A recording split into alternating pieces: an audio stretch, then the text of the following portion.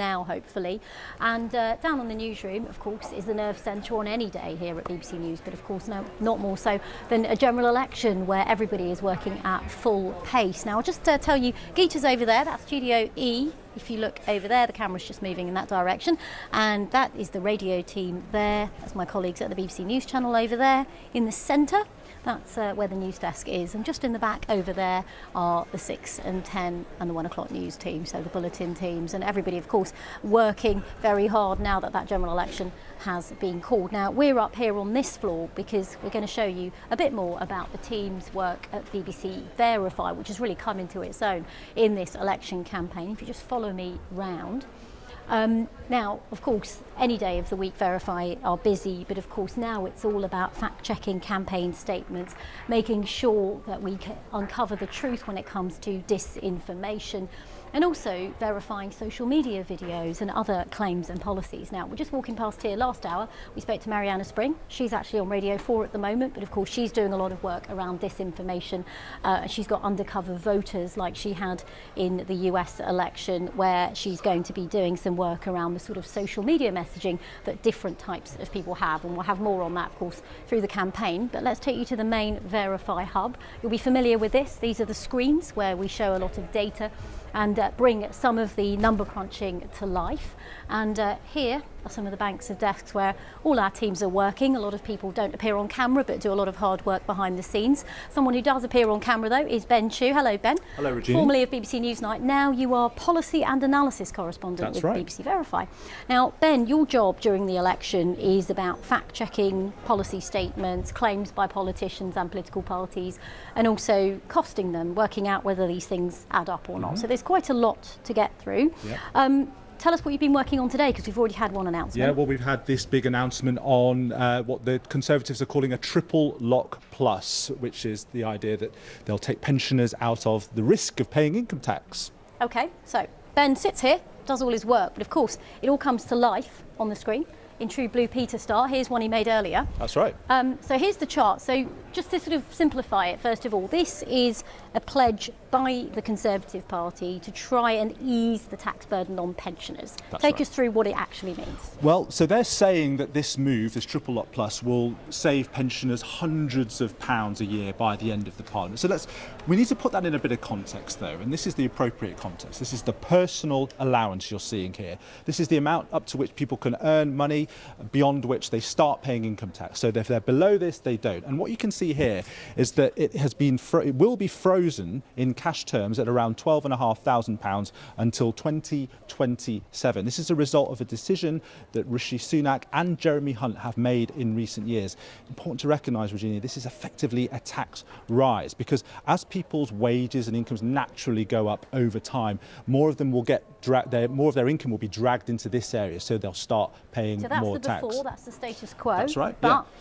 Well, let's first of all talk about what the state pension is projected to do, because this is really important. The green line is the state pension. You can see where it is at the moment, just under 12,000, and by 2027, it's projected by the Office of Budget Responsibility to be rising above the personal allowance. So that means some pensioners who basically paying it will start paying it. A lot of pensioners have incomes which are higher than this, but if you just exist purely on the state pension, there is a risk under current projections that you will start paying tax when you wouldn't have previously.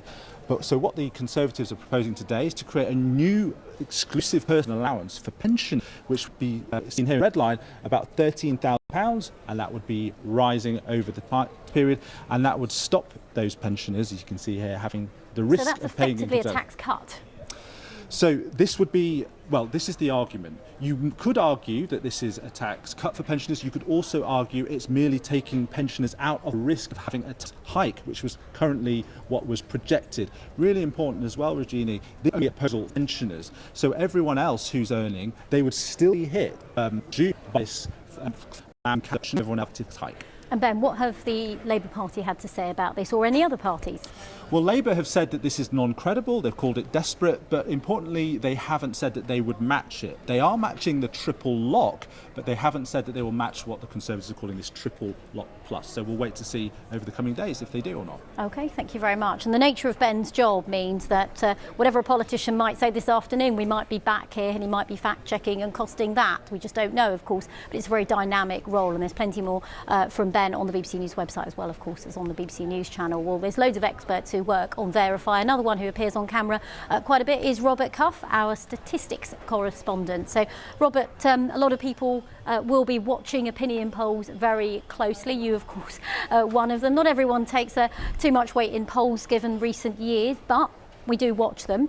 This is a graph that you have also prepared earlier. It looks like a load of dots to me, so take us through this. Yeah, it's a bit too much information, isn't it? It's all the polls we've seen since the last election at the end of 2019, and thankfully you don't need to be looking at this.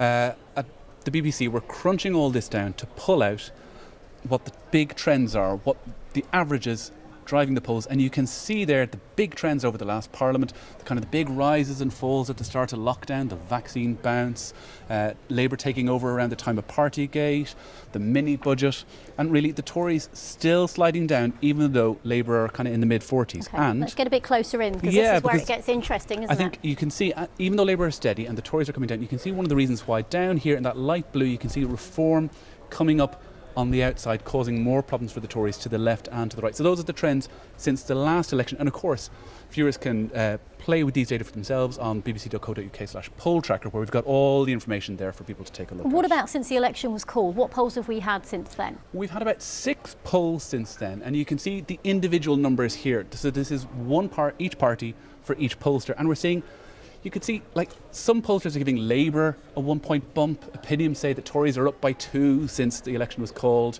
YouGov and Techni say that Reform are up by 2 points as well since then.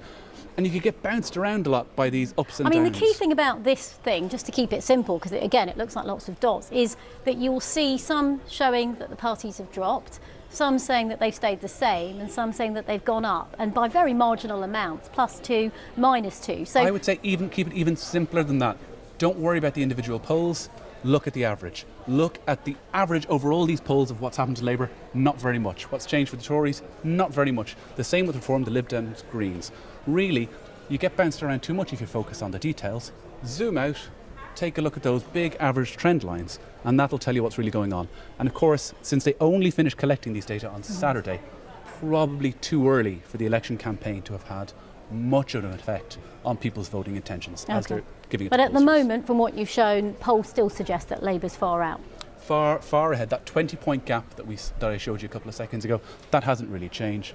No change really since at the end of last week. OK, Robert Cuff, we have many weeks left in this election, so who knows how it's going to go, but thank you for the moment. So that's Robert Cuff, who looks at all the stats for us, our statistics correspondent. Now, you can tell it's election season because I was on a bus at the weekend and somebody had already was on a clipboard saying that they were going out to start doing the canvassing for an opinion poll company. So we really are in the thick of it, and as Robert says, it's very much early days. Well, I'm just going to complete this journey by taking us back around the newsroom, also on this floor I should say. The weather team sit over there. We saw Carol Kirkwood earlier walk past. So I'm just pointing. I don't know if you can see me if I give you a wave, Geeta, but that's where you are, and hopefully the camera will take us back to you.